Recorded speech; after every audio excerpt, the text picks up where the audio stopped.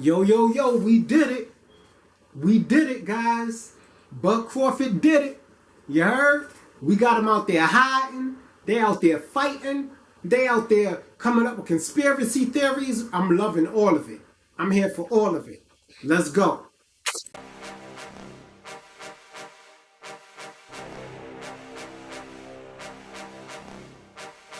Welcome to Tough Glove Boxing. I am locked in, and let's get ready to talk about it.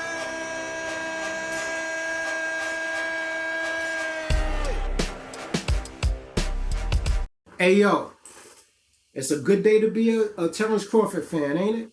It's a good day to be a boxing fan. So, man, there's a lot going on online right now. Like, I'm not even gonna lie. We knew that you guys, and I'm talking to the Guppies, okay? We knew that the Guppies were gonna come up with a whole bunch of excuses after the fight. But we thought that the way Bud Crawford dominated, he checked every box. What could they possibly say now? Right? Literally everything that they could possibly say, Bud Crawford crossed out. And what do? They joined QAnon. I'm not even playing, man. We got them out here looking like this, guys. Look. We got the Guppies and the Errol out here flipping around like a bunch of Guppies. There you go. That's the Errol Spence fans right now. The Errol I should say, that can't accept the fact that Terence Crawford was just that guy we said he really is. And this is not even a gloat, right? Because at this point, like I said, I got a lot of respect for Errol Spence. He fought like a true dog, right? But you guys literally, before the fight, even after the weigh-in and everything, you said Errol Spence looked good. Terence Crawford was about to get it. There's videos of you guys predicting what Errol Spence was going to do to Terence Buddy Crawford. There's videos.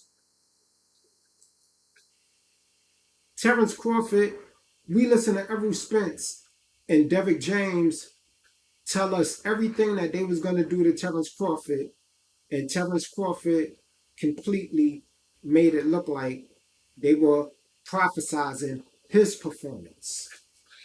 He broke Errol Spence. So much so to the point that no one has ever seen him like that before. Rainwater, who's a childhood friend of Errol Spence, said they never saw Errol Spence take a whipping like that since, and he knew him since they were like in 6th grade. Never saw Errol Spence take damage like that. Right? Bud did everything we said he was going to do. The counter punching, the quicker hands, the footwork, the grappling, being stronger in the inside on a clinch, punching harder, right? We knew all of this stuff was going to happen. And you guys took Errol Spence from this almost godlike champion, right? Had 3 of the 4 belts. Y'all felt like he should have been the A side. That Terence Crawford really didn't even belong in the ring with Errol Spence, is what you guys made it seem like. Derrick James said they was going to break him. Errol Spence said he was going to break him like Kunta Kinte, break him like a horse. He wasn't going to be the same after the fight. He was going to stop him. He was too light in the ass. He didn't fight nobody up to the level of competition as him. And this is what, right, believe in your own hype looks like. Terence Crawford beat Errol Spence in every sense of everything. His whole composure and the way the class in which he carried himself during the build-up and the lead-up, right? Even the weigh-in energy was rock star status type energy, right? Spencer's weigh-in was bland compared to the energy that Terence Crawford brought. The walkout, even, right? The walkout even. Yeah, Spence had his Texas thing going on. I don't know the name of the big guy. He has some bars in his lyrics. I'm not gonna hate on him, right? He's just a rapper getting his bag. But he walked out Spence. But that whole ring entrance compared to Terence Crawford was even minimal. Terence Crawford showed up with one of the most popular faces in the world just to walk him out and introduce him. His outfit was even better than Errol Spence. His energy, his composure from the jump. Now, y'all talking about Errol Spence went from this godlike figure. Now, all of a sudden, the boy got brain damage before the fight. All of a sudden, he looked like he was high. Some doctor who's not even a doctor who years ago called the same show claiming to be an expert on steroids and got called out live on the show comes out talking about Errol Spence has a neurological disorder and should have never been allowed to fight. And there are actually boxing channels that are running with this. And I get it. I get it. What you guys saw, right?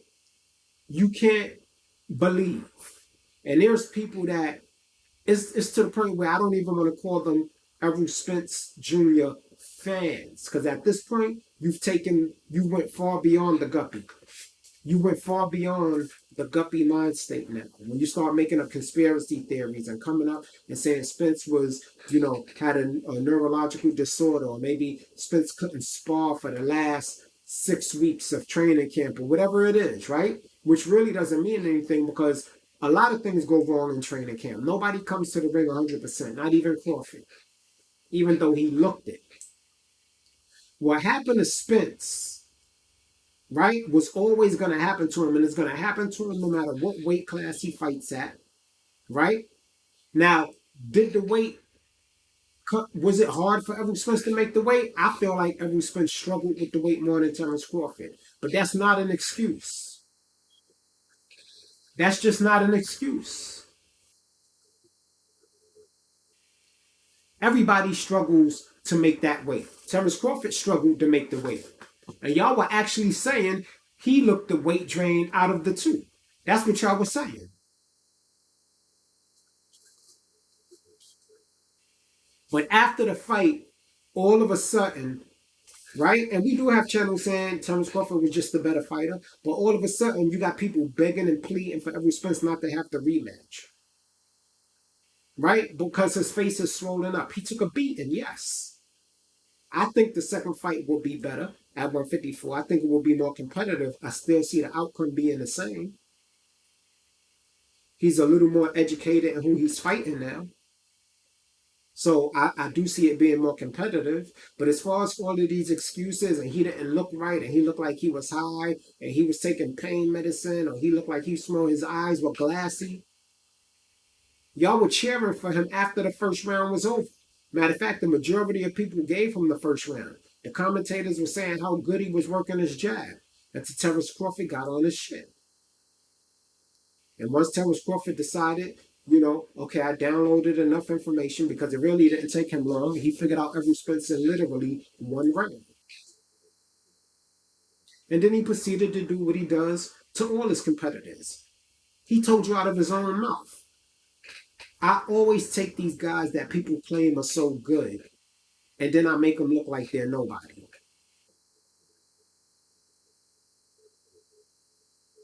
Right? And if you really want to blame this loss on anybody, the main person that should take the blame, number one, is Errol Spence Jr. He's the first one that should take the blame. Now, the reason why Derrick James should take the blame is because he's often said, nobody believes me. He almost brags about it. He goes, I don't watch a lot of boxing. Once I'm done working with my guys, that's it. But see, I have a problem with that. And Bernie the Boxer did a live today. We all been waiting for his live. It's dope as always, so go check it out. But he was talking about Derrick James' demeanor towards Errol Spence after the fight and how it was pathetic and how it was almost like Errol Spence was up there alone. And when you think about it, Derrick James allowed Errol Spence to take this defeat by himself. He blamed Errol. He said Errol was standing in front of him and his timing was off. That is an excuse for Derrick James to say it wasn't my fault. Derrick James has outlived his usefulness with Errol Spence, and he did it a while ago. But because of Errol Spence's popularity and the way he was being set up, a lot of fighters look at Derrick James and be like, I want to fight just like Errol Spence, even though they can see that he just has the basic fundamentals, which is nothing wrong with it. Because the fundamentals do work. They worked for him this whole time. And we're not going to take off of no respect off of Spence. We're not going to all of a sudden say Spence is a bum because he lost to Terence Crawford. Spence is still that guy. I'm not one of those type of Crawford fans. You understand? Spence was the dancing partner for Bud. Bud just was that good. But Spence is not a bum. Spence is still one of the top elite fighters.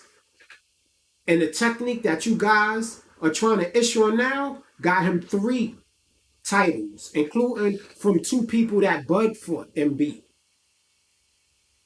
So no, Errol is not a bum. He's not one-dimensional. He can fight. He is a dog.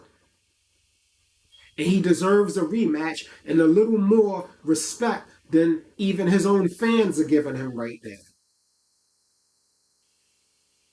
You guys are talking about boots. It's like you moved on already. And that's why I say, I don't see you guys as Errol Spence fans. I see you guys now, I thought you were Guppies, but I see you guys now as just Bud Crawford haters. Spence fans are telling Spence, yo, hold your head. You're going to come back and be better next time. Now you know what's up. Now you know what the train. But these motherfucking Guppies, these Terence Crawford haters, they just want somebody to beat Bud. They just want Bud to lose. The type of people that can't say, oh, I was wrong. These are the type of people that lie about every little thing because they can't accept the smallest truth. These are the type of people that don't even have mirrors in their house because they hate to look at themselves. Derrick James has outgrown his usefulness because he is now the star of the stable in his mind. He has now, the fighter is no longer the most important person in his camp as far as he's concerned. His ego is way out of here. That's why when I made that video yesterday, telling you, he was telling, soon as Spence got back into the corner from getting dropped, he got criticism. You off balance. You off balance. Yeah, motherfucker, I'm off balance. I just got hit in the head. What kind of motivation is that? And then the press conference, you sat there with this attitude like, oh my God, this guy embarrassed me. His face is sitting there looking like somebody dropped the pepperoni pizza.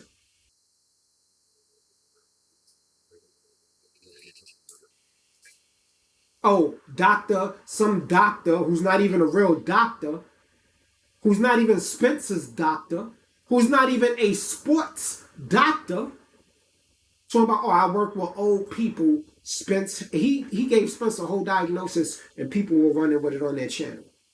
I already showed you yesterday the idiot that talked about PBC sacrifice Errol Spence. That, if that makes any sense, for a guy that's typically not even really signed for them, but for 2 more fights. But they sacrificed Errol Spence. We got people saying he was a clone. Right? And let me tell you, Terence Crawford got to be good. That boy got to be a bad mother MFer. When you got people making up conspiracy theories to explain why you put on such a dominant performance against your opponent. Instead of just admitting that Terence Crawford is the better man. I saw one comment that said, I will never be a Bud fan. Never. But I think Spence got outclassed. And it was like, well, damn. You know? What you do to these people, bud? You out there sleeping with people's wives and shit? I heard you was. I mean, I heard you don't get down like that. But I mean, why they so? I mean, you owe money. I mean, I don't know. You rich. I mean, like, why they so mad? Why they want you to lose so bad? Listen, Errol Spence, like I said, Derrick James is the second reason that Errol Spence lost that fight. And let me explain to you why Derrick James is the second reason. Derrick James is the second reason Errol Spence lost that fight, because you can't tell me that you're a trainer who does not watch boxing, who does not watch the opponent that you're training your fighter for. As a trainer, yeah, I know it's your job to sharpen my skills. But you said that when people come to you, the first thing you ask them is what you think you need to work on. And then you try to develop that. Fine, I get that. Somebody need to work on their jab, their hook, or body shots, send them to you. Got it. Right? But a trainer is supposed to train their fighter for the puzzle that's ahead of them. Okay, this puzzle is not like this puzzle. So we can't do the same chop, chop, chop, chop. Y'all remember that? What's your game plan? Oh, just chop, chop, chop, chop. You know, we're going to break them down. Basically, do the same shit we always do. Oh, I'm Derrick James, and you know, we're going to game plan, going to chop, chop. See how he act when his eyes is broken and his nose is broken. And then, yeah, his lip is busted and he tests his will. His fighter get his damn near destroyed, and he's sitting next to him with his head down like he's ashamed. And he should be. Because he should have developed a game plan. Well, this guy moves over here, so we're going to have to work on this type of head movement. He should have known all of Bud's strength, because bet you believe they studied Spence. They knew how he fought, what punches to throw, when he did what. If you notice, every time he jabbed, Bud jabbed. Nobody told Spence that Bud had a longer arm reach, and if you jab at the same time after giving away your height, that his punch is going to get there quicker and harder than yours. Nobody told Spence that. I mean, but his trainer's trainer of the year, right? He's a boxing mastermind, right? His job was supposed to be to teach Bud how to solve the puzzle.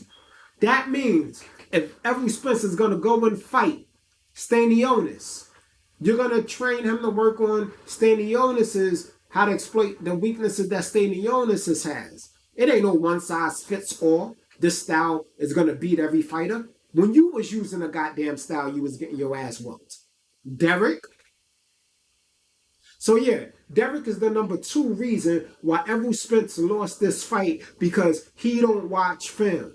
How are you a student in the game if you don't watch film and you can't study the opponent your fighter is facing to find out what his weaknesses are, what are his bad habits? This was a demolition job by Terence Crawford. And the number 1 reason why Spence lost this, let's just say he really did get his rib hurt and he couldn't spar the last 6 months. Let's give him that. Right? Anything happens in sparring, we know that. But Errol Spence's way of living was Errol Spence is the reason why he lost the fight and he looked the way he did on the biggest night of his life. His lifestyle is what did it to him. What is the similarities about Terence Crawford and some of the greatest of all time? Now, I want you to understand the significance of the question that I'm asking. What is the similarity between Terence Crawford and the greatest of all time, the GOATs? That's Floyd Mayweather, LeBron James, Michael Jordan, Tom Brady, Serena Williams, both the Williams sisters. What is the characteristic that is most similar between them all. The reason why they reach the heights that they have, that nobody can surpass, is simply because they outwork everybody. How do you work? How do they outwork all of the competition? How? Because what they do is their lifestyle. Terence Crawford is a boxer. He's going to keep his body clean. He's going to train and overtrain because they say that sometimes they got to stop him from training so hard, right? Sometimes in this camp, Bernie the boxer said they had to tell him, come on. They had to motivate him sometimes to push that extra mile, right? His lifestyle is boxing. When you look at Floyd, his lifestyle is boxing.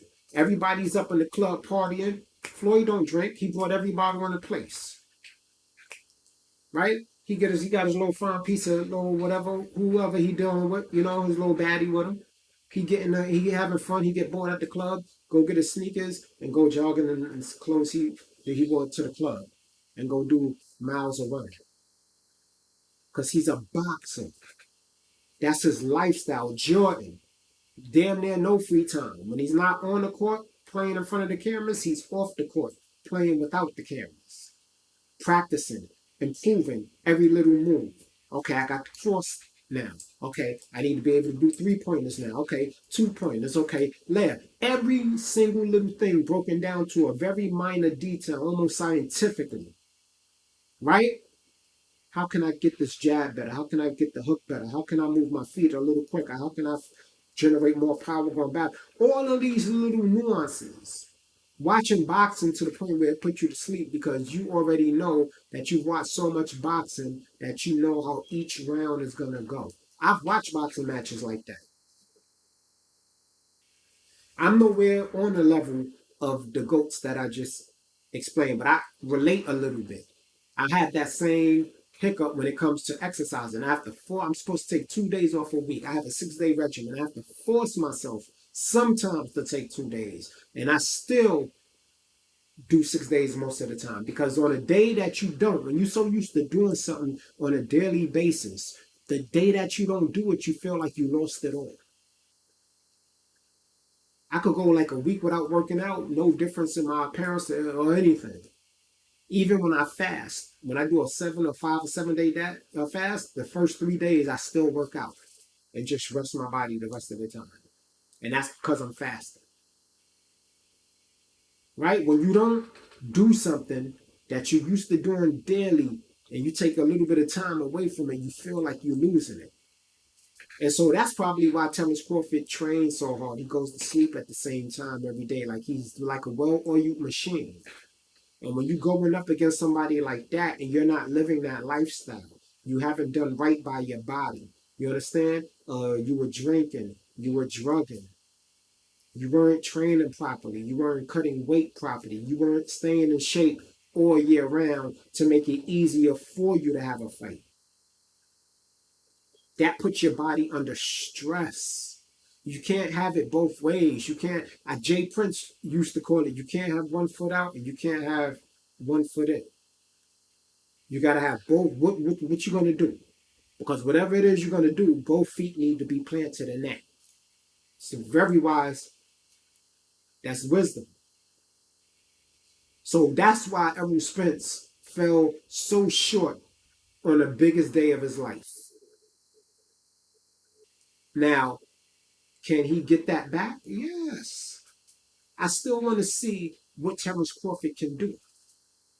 I was finally wishing that we could see what Terence Crawford did, but all he did was everything we already knew he could do, but he just put it all together against Errol Spence. And he did that vindictively. He punished Errol Spence. He could have got Errol Spence out of there way earlier, but he punished him.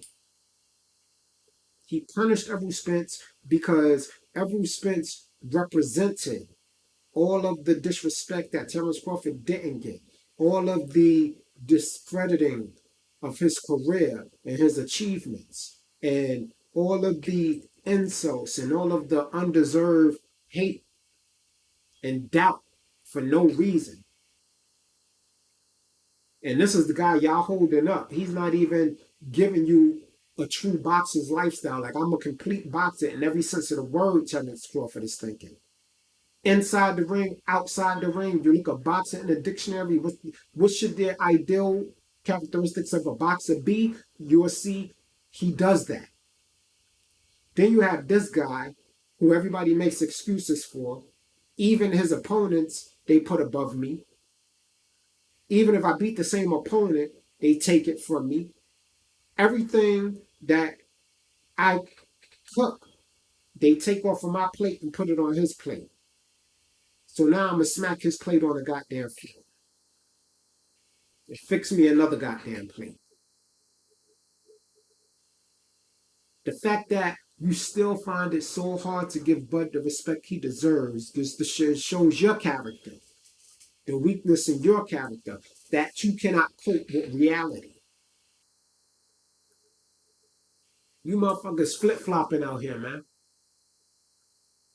Y'all flip-flopping out here.